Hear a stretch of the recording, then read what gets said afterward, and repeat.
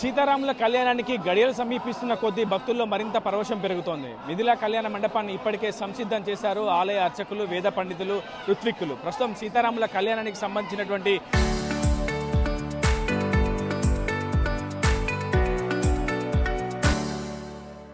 విశిష్టత ఏంటో మనం తెలుసుకునే ప్రయత్నం చేద్దాం. ప్రస్తుతం చాలా మంది రామభక్తులు కూడా భద్రాచలం ఆలయ క్షేత్రానికి పాదయాత్రగా తరలి వచ్చారు. స్థలసాయి మనతో ఉన్నారు, ఆయనతో మాట్లాడి పూర్తి విషయాలు తెలుసుకునే ప్రయత్నం చేద్దాం. కళ్యాణానికి ఎటువంటి ఏర్పాట్లు జరుగుతున్నాయి? ఈ ఏడాది పరాభవ నామ సంవత్సరంలో జరిగే కళ్యాణానికి ఏదైనా ప్రత్యేకత ఉంది? ఈ సంవత్సరం పరాభవనామ సంవత్సరంలో జరిగేటువంటి కళ్యాణానికి ప్రత్యేకత ఉన్నది.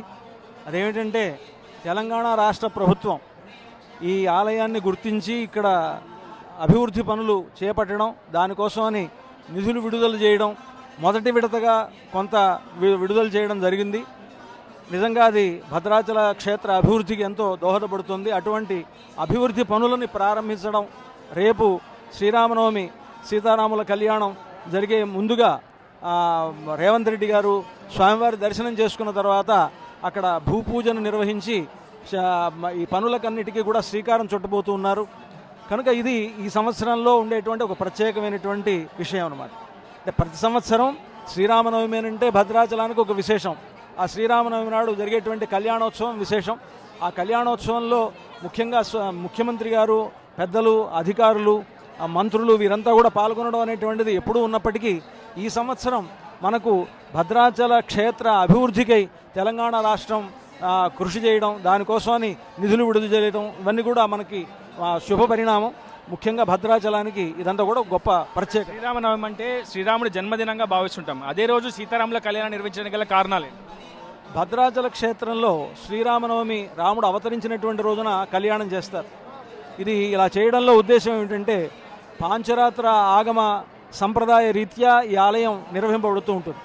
ఇక్కడ ఈ ఆలయాన్ని కట్టినటువంటి రామదాసు గారు ఆనాడు ఈ పాంచరాత్ర సిద్ధాంతాన్ని అనుసరించి రాముడు అవతరించినటువంటి రోజున కళ్యాణం చేసేటువంటి ఒక సంప్రదాయాన్ని ఏర్పాటు చేశారు. యస్యావతార సమయే తస్య కళ్యాణమాచరేత్ అంటూ ఆ పాంచరాత్ర శాస్త్రం చెప్తోంది. అంటే ఏ దైవం ఏ రోజునైతే అవతరించాడో ఆ అవతరించినటువంటి రోజున కళ్యాణం జరపాలి అని ఆ శాస్త్రవాక్యం చెప్తోంది. కనుక ఆ రామదాసు గారు ఆ శాస్త్రాన్ని అనుసరించి శ్రీరాముడు అవతరించినటువంటి శ్రీరామనవమి రోజున ఈ కళ్యాణోత్సవాన్ని ఏర్పాటు చేశారు. వారి యొక్క సంప్రదాయాన్ని అనుసరించి ప్రతి శ్రీరామనవమి భద్రాచలంలో కళ్యాణోత్సవం నిర్వహింపబడుతుంది. Thank you so much. మొత్తంగా ప్రస్తుతం చాలామంది రామభక్తులు కూడా పాదయాత్రగా తరలి వచ్చారు భద్రాచలం పుణ్యక్షేత్రానికి. అటు వారికి తోచినంతగా స్వామివారికి కావచ్చు, అటు సీతమ్మ తల్లికి కొన్ని పట్టు వస్త్రాలు కావచ్చు, సారెని కూడా తీసుకువచ్చారు. ప్రస్తుతం సీతారామ కళ్యాణంలో తమ భాగస్వామ్యం ఎంతో కొంత ఉండాలన్నటువంటి ఆలోచనతో వాళ్ళంతా కూడా పలు ప్రాంతాల నుంచి కూడా తరలి వచ్చారు. ప్రస్తుతం వారితో కూడా మాట్లాడించే ప్రయత్నం చేద్దాం. వివిధ ప్రాంతాల నుంచి వచ్చినటువంటి రామభక్తులు అంతా కూడా జై శ్రీరామ్ అంటూ కూడా అటు రామనామ స్మరణం జపిస్తున్నారు. ఎక్కడి నుంచి వచ్చారమ్మా మీరు? ఎక్కడి నుంచి వచ్చారు? మేము జంగారెడ్డిగూడ నుంచి వచ్చామండి. కోటి తలంబ్రాల కోటి గోరుతోటి తీసుకొచ్చామండి. కాలినడకతోటి వచ్చారు చాలా మంది అండి. మేము తలంబ్రాలు ఇవ్వమ్మా. జై శ్రీరామ్. ఎంతమంది వచ్చారు మొత్తం మీరు? మేము 10,000 మంది అండి. మొత్తం 10,000 మంది పాదయాత్రగా వచ్చారు. పాదయాత్రగా వచ్చారండి చాలా మంది. మేము సేవ చేస్తాకు వచ్చామండి. అంటే ఈ రోజు ఇక్కడే ఉండి రేపు కళ్యాణం చూసుకుని కళ్యాణం చూసి పట్టాభిషేకం చూసి వెళ్తామండి. 3 రోజుల పాటు ఇక్కడే ఉంటారు మీరు. ఎట్లా అనిపించింది? ఎందుకంటే సుమారు 100 కిలోమీటర్ల దూరం నుంచి వచ్చారు కదా. చాలా ఆనందంగా ఉందండి. శ్రమ అనేది లేదు. అందరూ కూడా చాలా ఆదరించారండి మమ్మల్ని. మయ్యాను కూడా భక్తులు, రామభక్తులు చాలా ఆదరించారండి. చాలా బాగుంది. ఏం తీసుకొచ్చారు మరి సీతారాముల కళ్యాణానికి వచ్చారు? తలంబరాలండి, గోటితో వలసిన తలంబరాలు తీసుకొచ్చాం. చాలా బాగున్నాయండి. బాగా వచ్చాం. వచ్చినప్పుడు కూడా చాలా బాగా ఇబ్బంది లేకుండా చాలా బాగా వచ్చాం. మీ కుటుంబం అంతా వచ్చిందా, మీరు ఒక్కరే వచ్చారు? ఆమె కుటుంబానికి 2-3 వాళ్ళకి వచ్చామమ్మా. 2 ప్రస్తుతం మనం చూస్తున్నాం జంగారెడ్డిగూడ నుంచి సుమారు 10,000 మంది భక్తులు ఇలా పాదయాత్రగా వచ్చారు.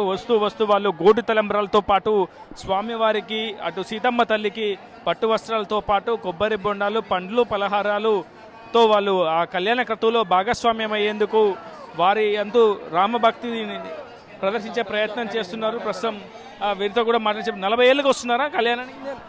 నేను జంగారెడ్డిగూడ సీతారామచంద్ర ఆలయం దగ్గర నుండి సుమారు 5 సంవత్సరాల నుంచి, గతంలో వచ్చేవాళ్ళం, 5 సంవత్సరాల నుంచి సైకిల్ వేసుకుండి పాదయాత్ర చేసేవారికి సేవ చేస్తూ భగవన్ నామస్మరణ పలుకుతూ జై శ్రీరామ్ జై జై శ్రీరామ్ అంటూ రావడం జరుగుతుంది. చాలా చాలా చాలా ఆనందం కలుగుతుంది.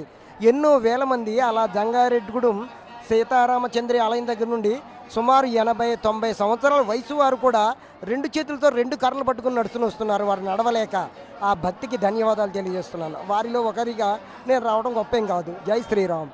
సో మనం ప్రస్తుతం చూస్తున్నాం 40 ఏళ్ళుగా అటు సీతారాముల కళ్యాణాన్ని కళ్ళారా వీక్షిస్తున్నటువంటి వ్యక్తి ఇతను.